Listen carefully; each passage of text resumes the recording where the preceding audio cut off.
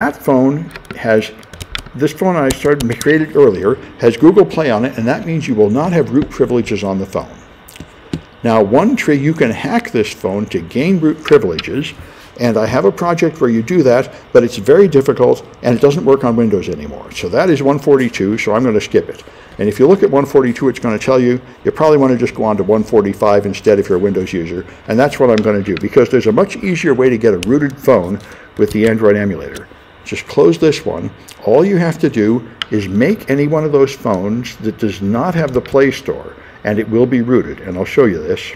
So if you go here to the Android Studio emulator, and you create a device, and you just choose one that doesn't have the Play Store.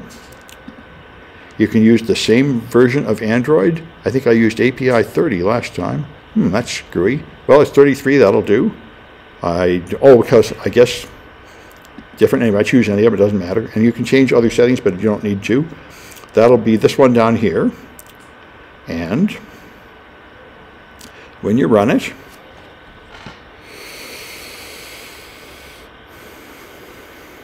it should boot up and look about the same.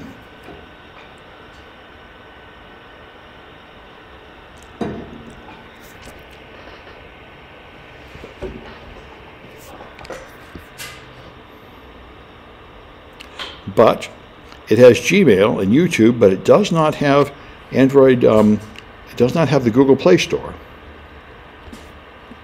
Even if I swipe up from the bottom and look for it, it's not there. And that's because this phone is rooted. And to tell, you can tell by using ADB. If I clear, ADB installs with Google Play. Now, you may have to put it on with the ADB manager, but I think it comes on by default. If you have ADB, you can just run ADB shell.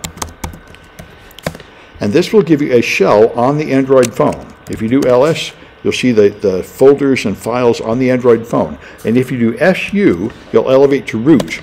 And now you can see from the pound, I am root. So now I have full privileges on the phone. And this is what you'll need to gather forensic data from the phone.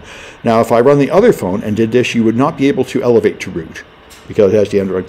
So now I got a phone that's rooted, and that's all you have to do for this project. There will be a, let's see, that is 145, what I just talked about, and there's going to be a way to get a flag here. So once you get a root shell, you're done with 145. All right, now let me stop this recording.